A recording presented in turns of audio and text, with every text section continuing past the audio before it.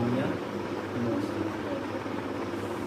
ठीक है, चलिए ब्राउनियन मोशन को हम स्टडी कर रहे हैं। रॉबर्ट ब्राउन ने इसको सबसे पहले खोजा था, और रॉबर्ट ब्राउन ने जब देखा कि वाटर के सरफेस पर, वाटर के सरफेस था और उस पर पोलन ग्रेन, पोलन ग्रेन समझते हैं, नीरा पोलन ग्रेन परागकण नाम सुने, परागकण जो फूलों में होता है, तो ये परागकण वो बोटनिस्ट, ठीक है, वनस्पति वैज्ञानिक है, और उन्होंने वाटर के सरफेस पर उन्होंने माइक्रोस्कोप लगाया, शायद वो कुछ खोज रहे हो, कुछ बैक्टीरिया खोज रहे होंगे या कुछ खोज रहे होंगे, और उन्होंने देखा कि वाटर के सरफेस पर जो पोलन ग्रेन, जो वो पोलन ग्रेन जो है वो एक रैंडम मोशन कर रहे हैं, जिगजैग, मतलब लग रहा है जैसे फुटबॉल किसी मैदान में मोशन कर रही है, जैसे उसका कोई पैटर्न नहीं उनको दिख रहा था।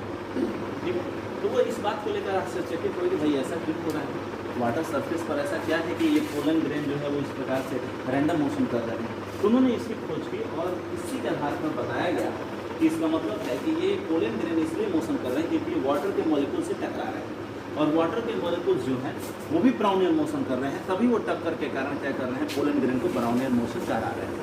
ओके, तो जबकि उस समय तक आप मॉलिक्यूल्स को देख नहीं सकते थे क्योंकि हमारे पास वैसे माइक्रोस्कोप नहीं थे तो अपने शक्तिशाली के मॉलिक्यूल्स को देख सके, लेकिन तो इस एक्सपेरिमेंट से रॉबर्ट ब्राउन ने ये प्रूव कर दिया कि गैस के जो मॉलिक्यूल्स होते हैं या किसी लिक्विड के जो मॉलिक्यूल्स होते हैं वो ब्राउनियन मोशन करते हैं, रैंडम मोशन करते हैं, ठीक है, जिगजैग पाथ पर मोशन करते हैं। और जिगजैग पाथ का जिगजैग पाथ की शर्त क्या होती है कि अगर आपके पास कोई कंटेनर है और इस कंटेनर में कोई गैस है, तो गैस के जो अणु हैं वो इस प्रकार से जिगजैग पाथ पर चलते हैं और एक स्थान से दूसरे स्थान वो पहुंचते हैं। लेकिन अगर आप सारे मॉलिक्यूल्स को लेते हैं तो सारे मॉलिक्यूल्स का जो नेट डिस्प्लेसमेंट होता है टोटल मॉलिक्यूल्स के लिए वो कितना होता है, 0, मतलब एवरेज जो डिस्प्लेसमेंट होता है टोटल मॉलिक्यूल्स का जोड़ने पर कितना है, सम ऑफ द 0 आ जाना, 0 आता है। मतलब ऐसा नहीं है कि अगर ये ऐसा नहीं होता तो ये अपने आप क्या होते हैं, ये गैस के जो बंच हैं, गैस के जो गुच्छे हैं या फिर आप कहते हैं गैस के जो सैंपल हैं वो अपने आप खसकते रहते हैं, और ये अपने आप खसकने का मतलब है कि उसकी सेंटर ऑफ मास भी मोशन करता है, और सेंटर ऑफ मास मोशन करता है तो क्लासिकल फिजिक्स के अनुसार उसको एक एक्सटर्नल फोर्स लगना चाहिए, जबकि ऐसा नहीं हो रहा है क्योंकि पोलन ग्रेन पर या मॉलिक्यूल्स जो हैं वो आपस में एक दूसरे पर इंटरमोलिकुलर फोर्सेस अप्लाई कर रहे होंगे या फिर कोलाइड कर रहे होंगे, टक्कर कर रहे होंगे, जो इंटरनल फोर्स है। तो ऐसे मोशन को हम लोग कहते हैं ब्राउनियन मोशन। अगर आपको ब्राउनियन मोशन देखना है तो आप किसी तालाब के किनारे चले जाइए और वहाँ आपको मिलेगा पानी के फौरे, जब कहा जाता है उसको पानी का फौरा, और आप उसको देखिएगा वो पानी पर एकदम जिगजैग मोशन करते हैं, ऐसे वहाँ कोई कोलिजन नहीं होता है। और हम लोग जब छोटे थे तो लोग हम लोग को बताते हैं, जो हमारे सीनियर थे, उसको पी लेने पर आप तैरने लगिएगा, तो हम लोग उसको पकड़ कर और पी लेते थे, ठीक है, और पीने से हमको लगता था तैरने लगेंगे, जबकि वो ऐसे थोड़े पीने से कोई तैरने थोड़ा लगेगा, है ना। तो ब्राउनियन मोशन हम थोड़ा समझते हैं। तो ब्राउनियन मोशन से संबंधित कुछ इंपॉर्टेंट पॉइंट्स हैं जिन पॉइंट्स को हमको यहाँ पर ध्यान रखना है। ब्राउनियन मोशन में गैस के जो मॉलिक्यूल होते हैं वो रैंडम मोशन करते हैं। तो क्या motion of gas molecule, motion of gas molecules are random. कैसे होते हैं, रैंडम होते हैं, मतलब इसमें आपको कोई पैटर्न नहीं दिखेगा, ठीक है। ये फर्स्ट पॉइंट आपको ध्यान रखना है, इस प्रकार से मतलब कैसा भी, ऐसी बात नहीं कि वहाँ पे स्टार की तरह इसको बनाएंगे, ऐसा नहीं। अब थोड़ा देखिए इसके जो एसेंशियल फीचर होते हैं वो क्या होते हैं। मोशन जो होता है वो कंप्लीटली इरेगुलर होता है, motion is completely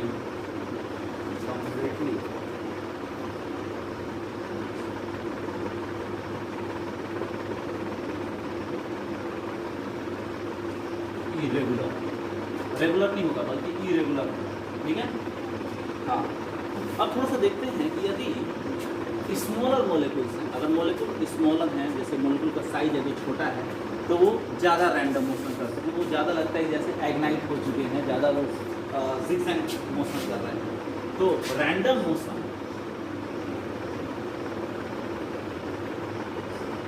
proportional to क्या होगा, इन्वर्सली प्रोपोर्शनल होगा साइज ऑफ मॉलिक्यूल।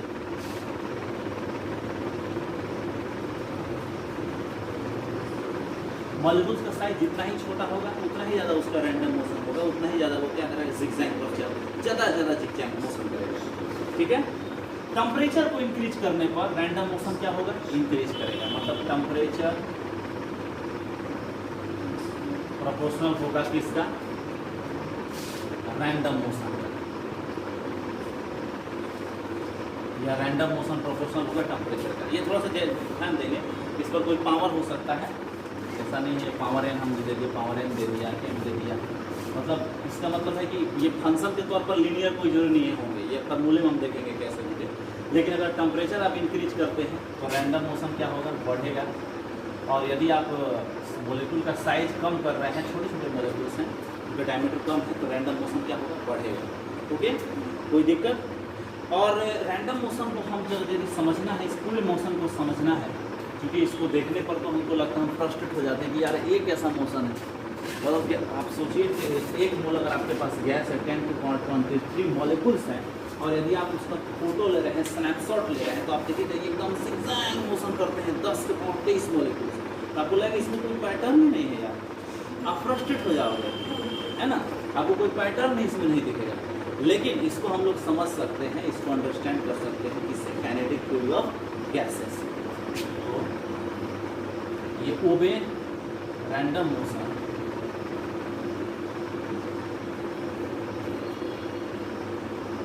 ओबे kinetic theory of gases.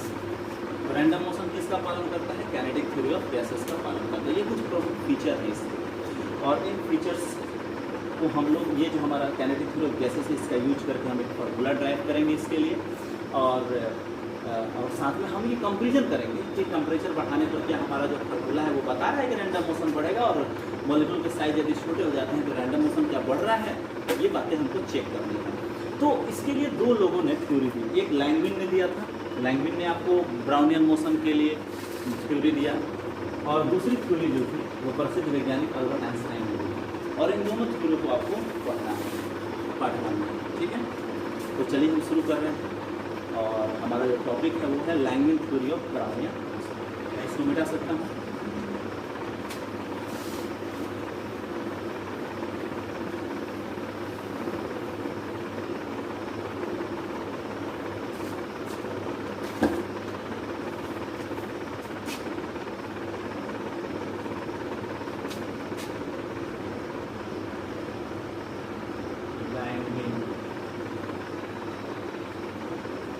Theory of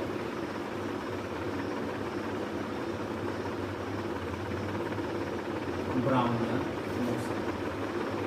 ठीक है, कोई दिक्कत, मेरा उसमें थोड़ा जाता इंक रख दिया। ठीक है, तो चलिए हम इसको समझते हैं, लैंगविन थ्योरी ऑफ ब्राउनियन मोशन को। तो सबसे पहले जो चीज़ है कि अगर आपके पास, और मैं आपको कुछ कंसेप्ट बताना चाहता हूँ,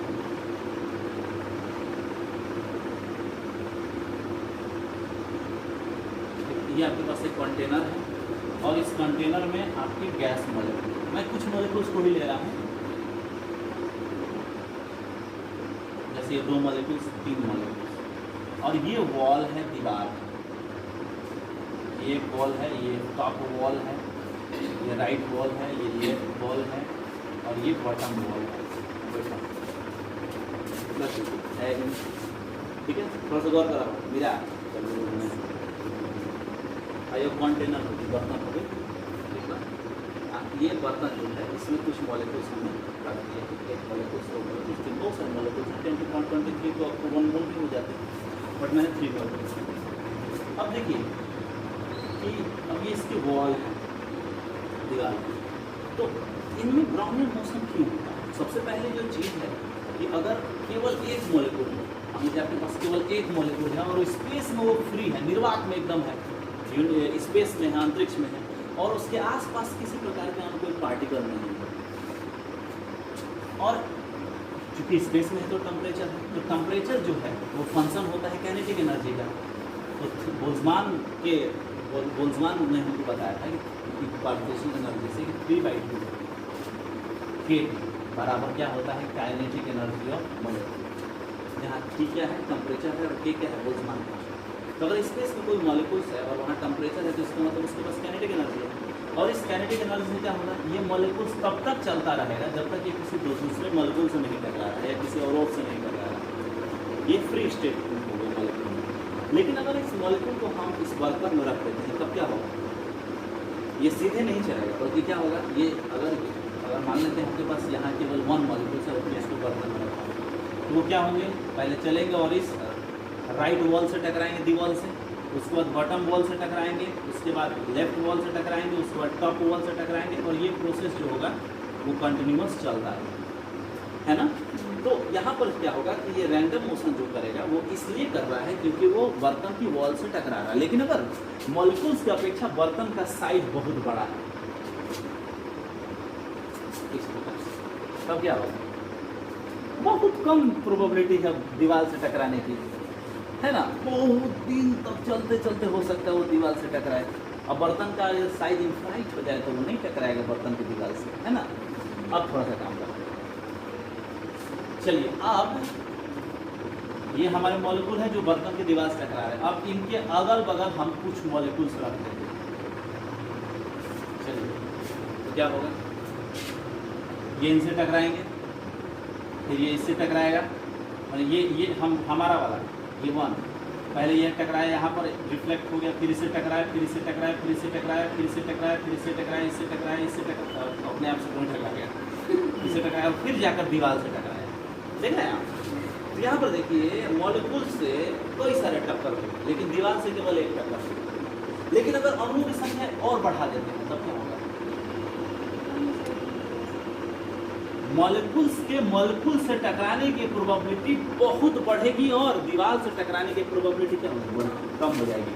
अगर नंबर ऑफ मॉलिक्यूल्स लार्ज ले रहे हैं तो वॉल से टक्कर सेंस तो क्या, इसका मतलब है कि यदि हम किसी गैस सैंपल को ले रहे हैं और उसमें अच्छे खासे मॉलिक्यूल्स, नंबर ऑफ मॉलिक्यूल्स काफ़ी है, एक मोल भी है, तो वॉल से टक्कर को हम नगण्य मान सकते हैं। फिजिक्स थ्योरी खोजे में वैज्ञानिक लोग के पूरा जिंदगी लग गई, कहते थे दाढ़ी हो जाता है, फिर तो बाहर ना कटा उधर हो जाता है, ठीक है, समाज पागल घोषित कर देता है। और बाद वो लोग थ्योरी देते हैं जब पेपर जो फेंकाए रहते रहे रद्दी में, ठीक बा, और बाद वो लोग मर जाता है भूखमरिए में, गरीबी में, कोई ना जानता है, ठीक बा। और बाद कोनो पागल है वो दूसरा का पागल आए और खोज के निकाल दे पेपर और पब्लिश करे दुनिया में, वाह वाह वाह, महान वैज्ञानिक थे बोल्ट्जमान, महान वैज्ञानिक थे, 43 साल की उम्र में आत्महत्या करना पड़ा उसको, महान वैज्ञानिक थे। सुशांत सिंह 34 में के 43 में, तो उस टाइम पर नहीं मिलता, ठीक है, क्योंकि समाज से उस चीज़ को समझना बड़ी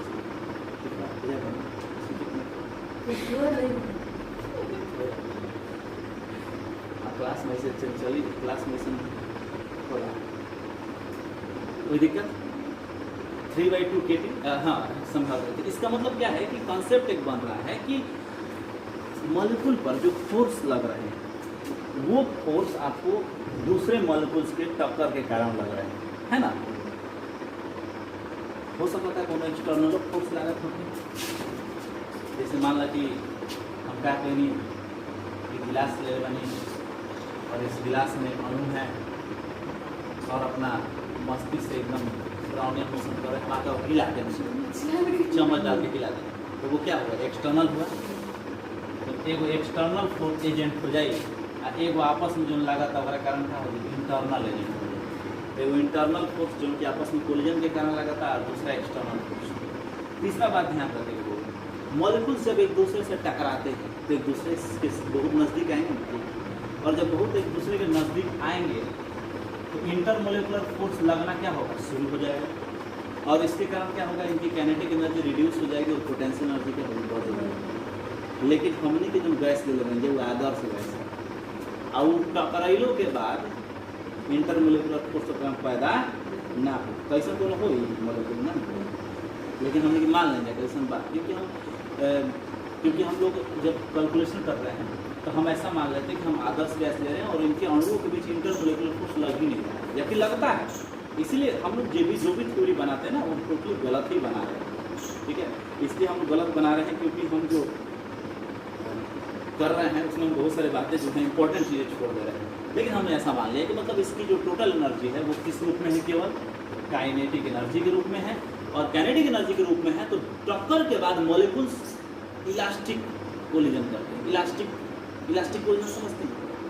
जैसे आपके पास एक पिंग पोंग बॉल है और इस पिंग पोंग बॉल को आप किसी दीवार पर मार दें, 5 रुपये जो पिंग पोंग, तो जितनी स्पीड से मारिएगा उतनी स्पीड से क्या होगा, वापस आ जाएगा। इसका मतलब है कि ये कोलिजन जो है इलास्टिक है, काइनेटिक एनर्जी इसकी लॉस नहीं हो रही। लेकिन मान लेते हैं कि दीवार पे गोबर पाथल बा और पे तू पिंग पोंग बॉल मार दो, गोबर गीला बता क्या लगा पर इससे चलता है, उसकी काइनेटिक एनर्जी खत्म हो गई, तो वो इनइलास्टिक कोलिजन है।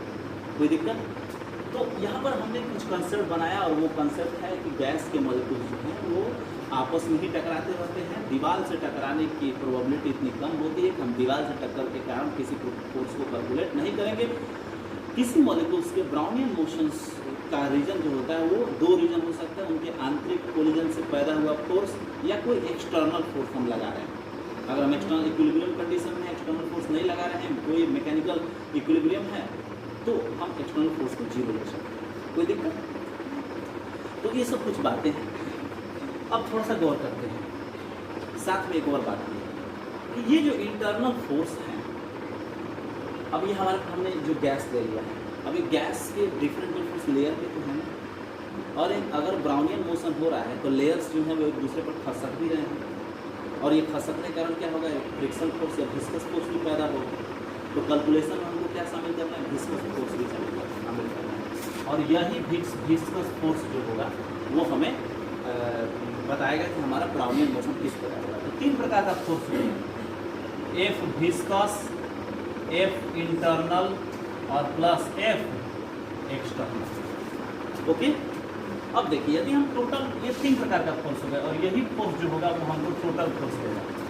तो ये टोटल फोर्स जो होगा इन सभी अणुओं के लिए यदि हम इसको सम कर दें n बराबर 1 से, n बराबर मान लेते हैं 1 मोल हमारे पास अणु है, यदि हम सभी अणुओं के लिए इसको जोड़ते हैं इन फोर्सों को, तो हम इसको अलग अलग समेशन लिख सकते हैं।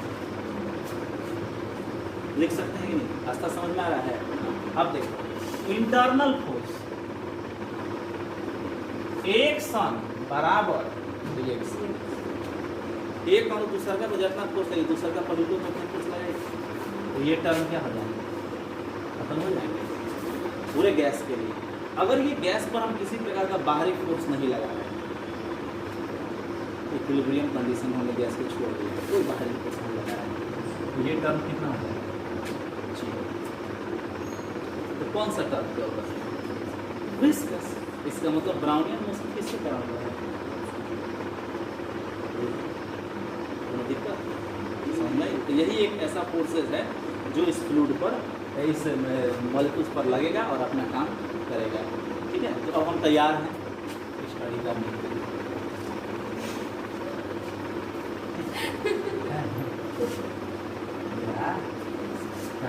ना समझ में, ज़्यादा ही समझ में आई ना। अच्छा, तो अब से क्या कर रहे हैं? तो लैंग्वेज के अनुसार ACCORDING according to language there are 2 kind of force.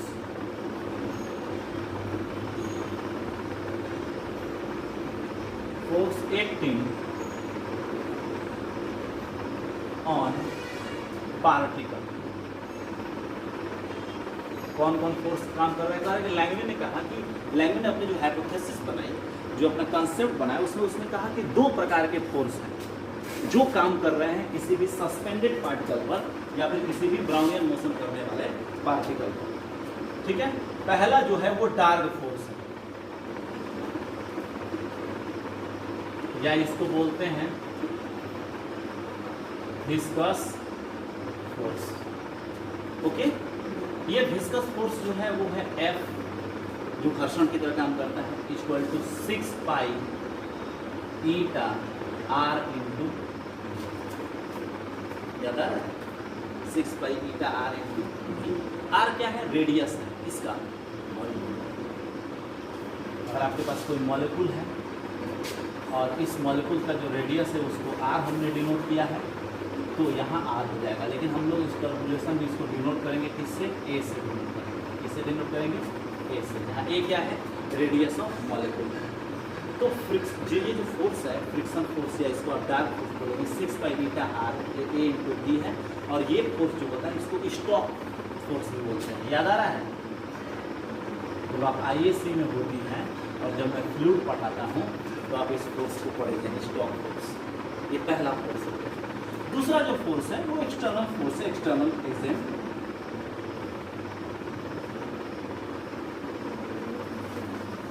External agent जिसको आप डिनोट करेंगे किससे? F से डिनोट, FE से डिनोट किया। यहाँ क्या लगा देना है? E लगा देना है। इसका मतलब ये एक्सटर्नल एजेंट हो गया। चूंकि हमने देखा है एक्सटर्नल एजेंट लास्ट में एवरेज हम जब कैलकुलेट करेंगे उस पूरे मॉलिक्यूल्स के लिए तो वो शामिल नहीं होगा। अब देखिए ये दो फोर्स जो हैं वो क्या पैदा करेंगे? एक्सेलरेशन पैदा करेंगे। तो from second law of motion, क्या होला हो? Aastha, second law of motion, Newton का second law of motion, F बराबर m है। तो हो जी m into D square x by D T square. याद आ रहा है? वन डायमेंशन के लिए इक्वल टू हो जाएगा आपको दो फोर्स है। एक है आपको विस्कस फोर्स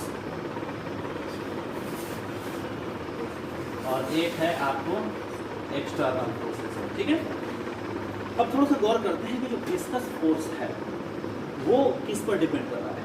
विस्कस फोर्स जो होता है वो हमने देखा है कि वेलोसिटी का प्रोपोर्शनल होता है। याद आ रहा है? अभी हमने विस्कोसिटी पढ़ी थी, क्योंकि अगर लेयर के जितनी रिलेटिव वेलोसिटी होगी उतना ही घर्षण पैदा होगा। और ये क्या करता है कि ये हमेशा मोशन का विरोध करता है। तो मोशन का विरोध करने का मतलब है कि ये जो विस्कस फोर्स है जिसको हम विस्कस लिखते हैं, इसको हम ऐसे भी लिख सकते हैं minus F dV by dt। अब आप कहेंगे सर ये कैसे लिखे? Sorry dx by dt। आप कहेंगे सर ये आपने कैसे लिख दिया? तो देखो कैसे लिख दिया। 6π ईटा a और इसको लिखें dx बाई dt। भी को क्या लिखेंगे? dx by dt। ये जो क्वांटिटी है इसको मैंने क्या मान लिया है? F मान लिया। तो ये हो जाएगा F into dx by dt। चूंकि यह अपोज करता है, विरोध करता है, गति का विरोध करता है, इसलिए वेलोसिटी की विपरीत दिशा में ये फोर्स करते हैं। अगर लेयर आगे जा रहा है तो विस्कस फोर्स किधर लेगा? पीछे में। इसलिए क्या हो जाएगा? F विस्कस बराबर माइनस F इंटू dx बटा लिख सकते हैं इसको। जहाँ F बराबर हम यहाँ लिख देते हैं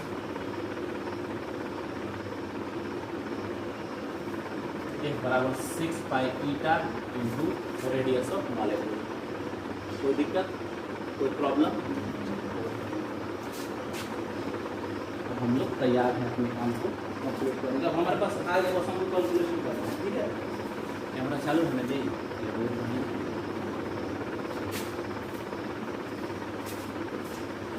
आगे बढ़े।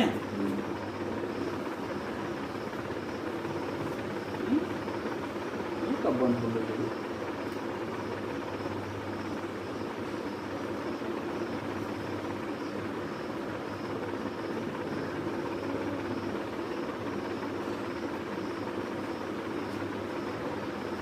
से काम अभी बंद हो गया,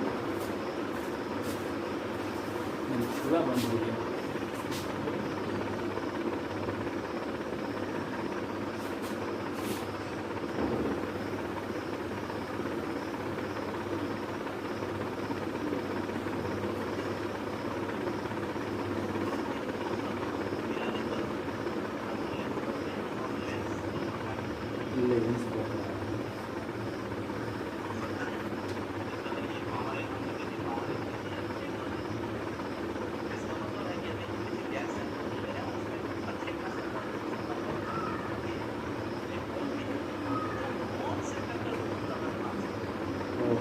पहले बंद हो गया था।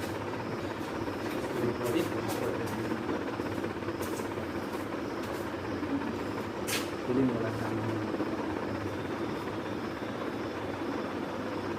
चलो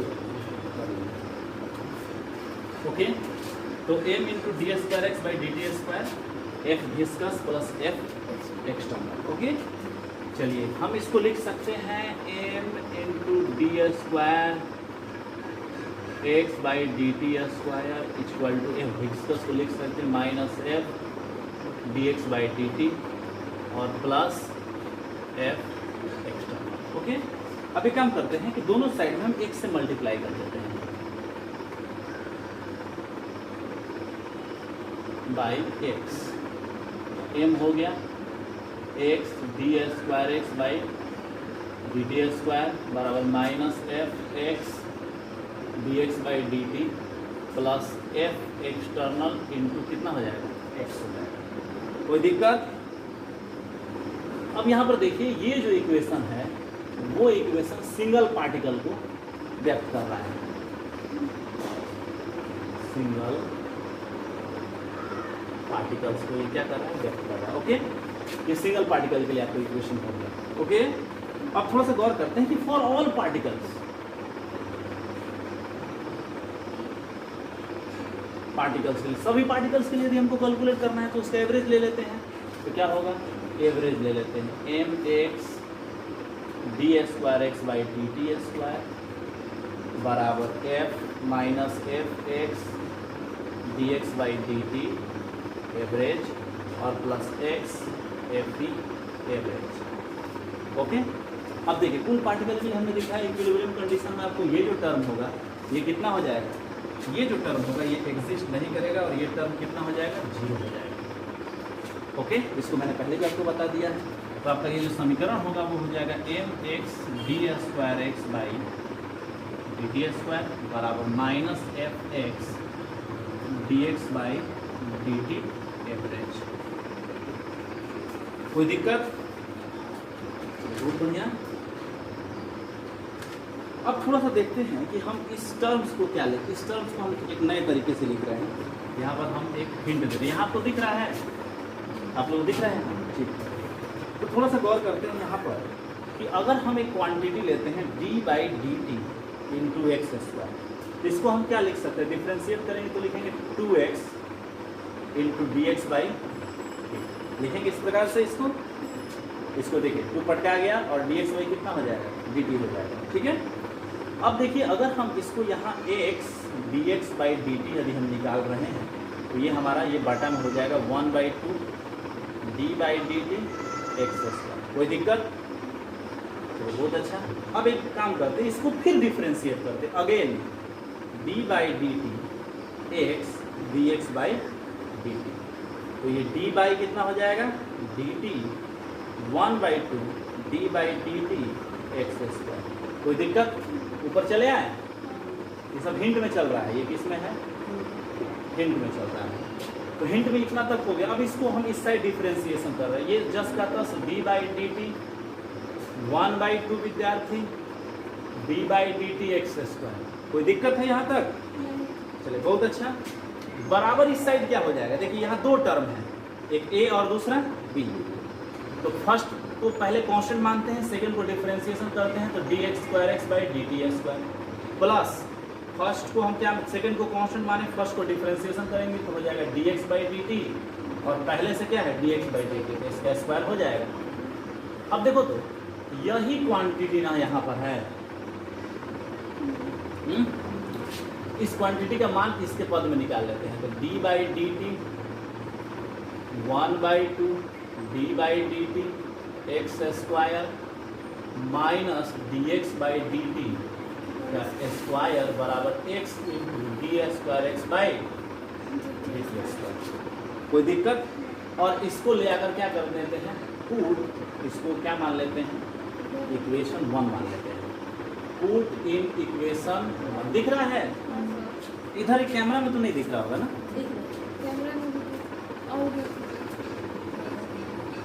आप तो दिख रहा है।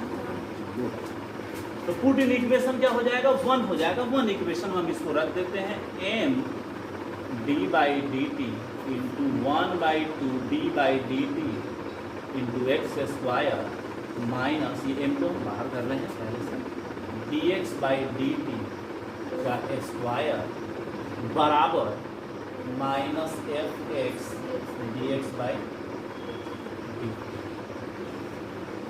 कोई दिक्कत यहाँ तक? बहुत अच्छा। चलिए अब हम m को सब पे इसके साथ भी लगा देते हैं ना। यहाँ से हम m इसको भी दे देते हैं। तुम भी ले लो भैया m, अपना m ले लो। चलिए ठीक है, उनको इनका m दे दिया मैंने। चलिए अब ये हो जाएगा m d by D T 1/2 d by D t x square. कोई दिक्कत? माइनस ये टर्म क्या हो जाएगा? m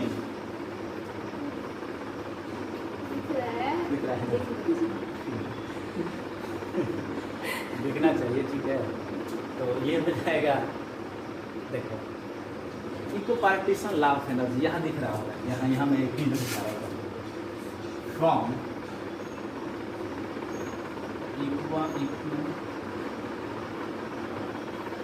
पार्टीशन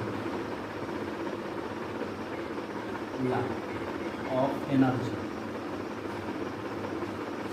ऊर्जा के समविभाजन नियम से कह रहा है कि वन डायमेंशन स्पेस में ऊर्जा जो होती है, इस जो विद्युत होती है वो 1/2 कितनी होती है? KT, जिसको हम ऐसे डिनोट करते हैं कि वन डायमेंशन स्पेस में यदि आपके पास आपका स्पेस 3 डायमेंशन, अगर आपके पास मोनोटॉपिक गैस है और वो नॉर्मल टेम्परेचर एंड प्रेशर पर गतिशील है, तो उसके कितने डायमेंशन होंगे? 3 डायमेंशन, एक्स वाई और जेड। तो उसके डिग्री ऑफ फ्रीडम कितने हो गए? 3 हो गए। तो 3 डिग्री ऑफ फ्रीडम के लिए उसकी जो एनर्जी होती है 3 KT होती है। तो 1 डिग्री ऑफ फ्रीडम के लिए, 1 डायमेंशन के लिए कितनी होगी? 1/2 KT। 3 से मल्टीप्लाई कर दो, 3 डायमेंशन के लिए 3/2 KT हो जाएगा। तो इसका मतलब है कि 1/2 KT जो होगा वो 1 डायमेंशन में काइनेटिक एनर्जी होगा मॉलिक्यूल का। इसका मतलब 1/2 m इंटू dx/dt का होल स्क्वायर, क्योंकि dx/dt क्या है? v है, mv²/2 काइनेटिक एनर्जी हो गया, और ये 1/2 KT हो गया। 2 क्या हो गया? कैंसिल हो गया। तो m इंटू dx/dt का होल स्क्वायर बराबर क्या हो जाएगा? KT। और यहाँ यही टर्म है ना, ये क्या हो जाएगा? KT के बराबर हो जाएगा, और बराबर minus F x into D x by D T. कोई दिक्कत? समझ में आया? ये हमको एक डिफरेंशियल इक्वेशन तैयार हो रहा है, लेकिन अब हमको यहाँ एक काम करना है कि स्क्वायर 1/2 छोड़े क्या? ओ 1/2 यहाँ लगा था ना जी, तो 1/2 हमने लगाया था ना, 1/2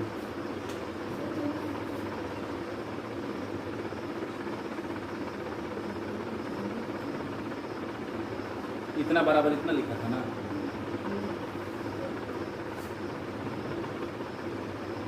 अच्छा यहाँ था, तो यहाँ पर भी 1/2 होगा जी, ये तो माइनस यहाँ पर भी 1/2 होगा ना। ये इस साइड था ना पहले, नहीं दूसरी साइड वो इस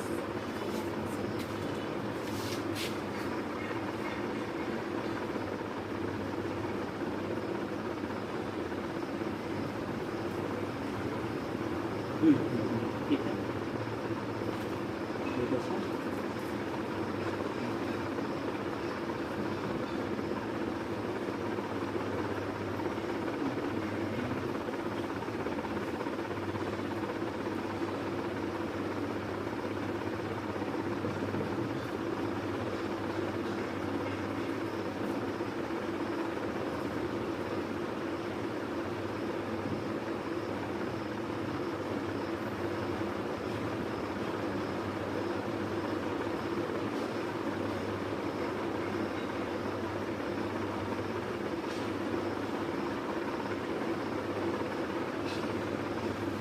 ठीक, बहुत अच्छा।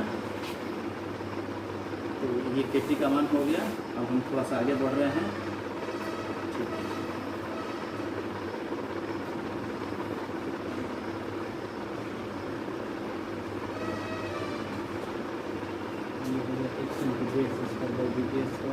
तो ये जो टर्म है, ये वाला जो टर्म है, ये वाला जो टर्म है इसके बराबर हो जाएगा।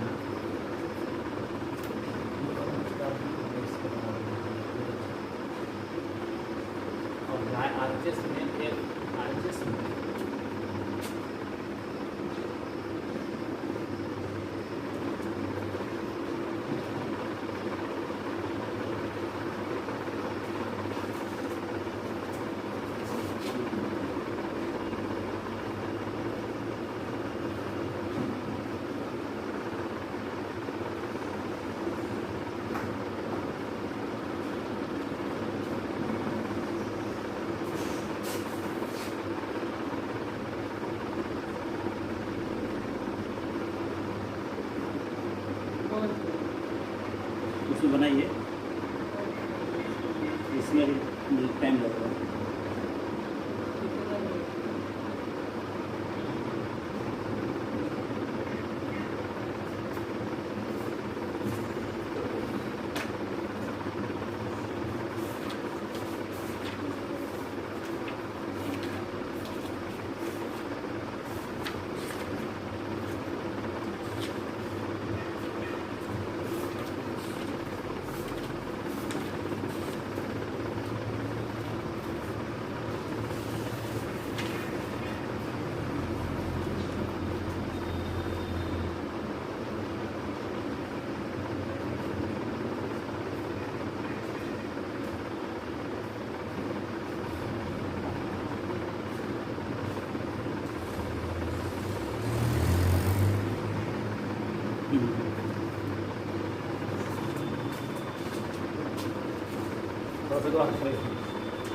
m into d by dt 1/2 d by dt x square है ना, minus kt minus f by 2 d by dt x square लिख सकते हैं।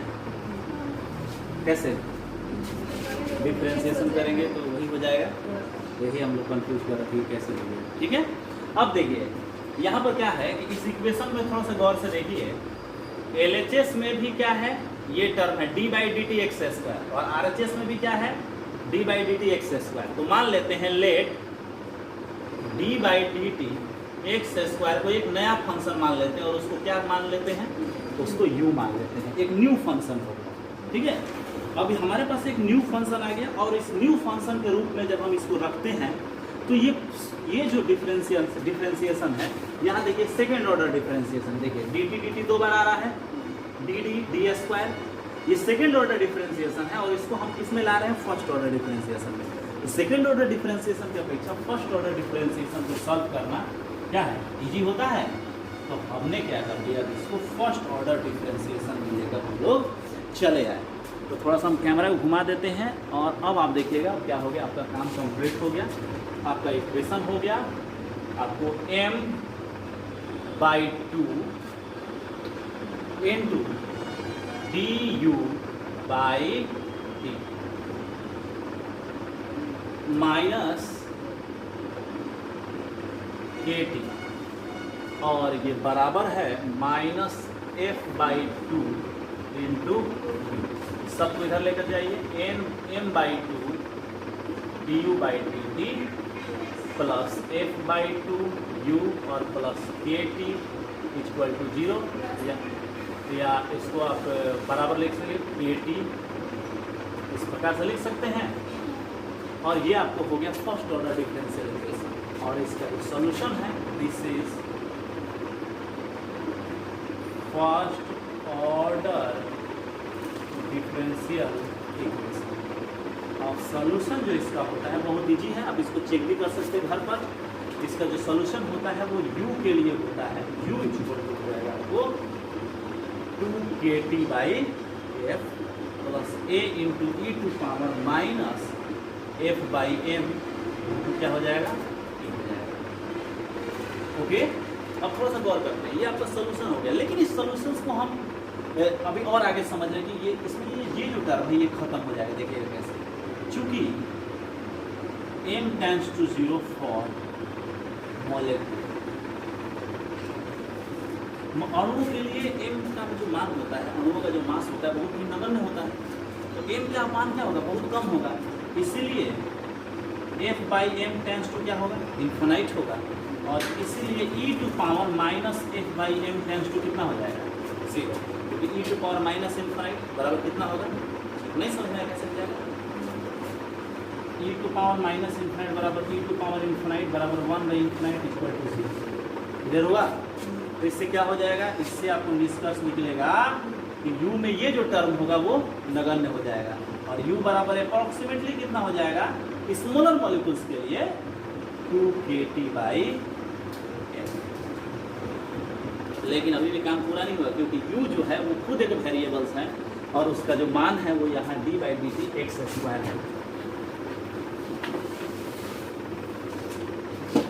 जाएगा यहाँ u के जगह पर पुट u बराबर d/dt एक्स स्क्वायर पुट करें तो u हो जाएगा आपको, ये हो जाएगा आपको LHS में हो जाएगा d/dt एक्स स्क्वायर बराबर 2kT/f।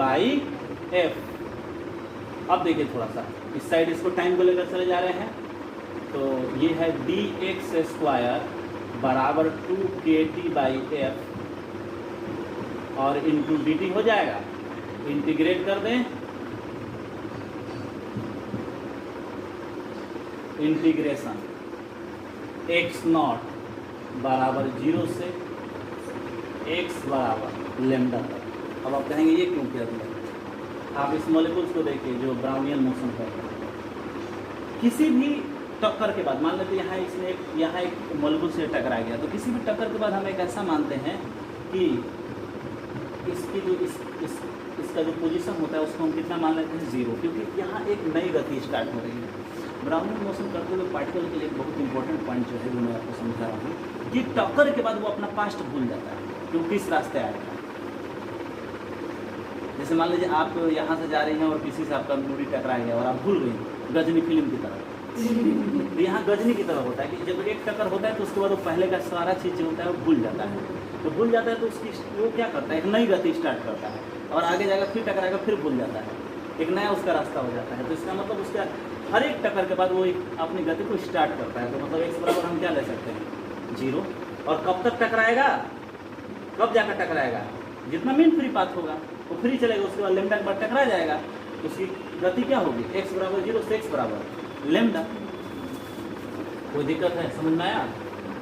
और ये हो जाएगा आपको dx स्क्वायर बराबर 2kT/f इंटीग्रेशन dt 0 से टाउ टाइम तक। एक टक्कर में कितना टाइम लगता है मीन फ्री पाथ चलने में? टाउ ना, मीन फ्री टाइम लगता है, तो हमने क्या ले लिया, टाउ ले लिया। अब देखिए डिफरेंशिएशन इंटीग्रेशन का क्या होता है, इन्वर्स होता है, कैंसिल हो जाएगा और ये हो जाएगा आपको x square minus x0 square 0 से लेमडा के लिए, और ये हो जाएगा 2kT/f में और ये कितना हो जाएगा टाउ। ये 0 रखेंगे तो ये तो खत्म हो जाएगा, लेमडा रखेंगे तो ये कितना हो जाएगा लेमडा स्क्वायर बराबर 2kT/f इंटू टाउ। कोई दिक्कत यहाँ तक? बट अब एक और चीज़ है जो हम शुरू में माने थे, f बराबर क्या था? हाँ यहाँ देखो, क्योंकि हमने पहले माना था विस्कस फोर्स बराबर 6 पाई ईटा a इंटू भी था, यही ना f का मान था, स्मॉल f।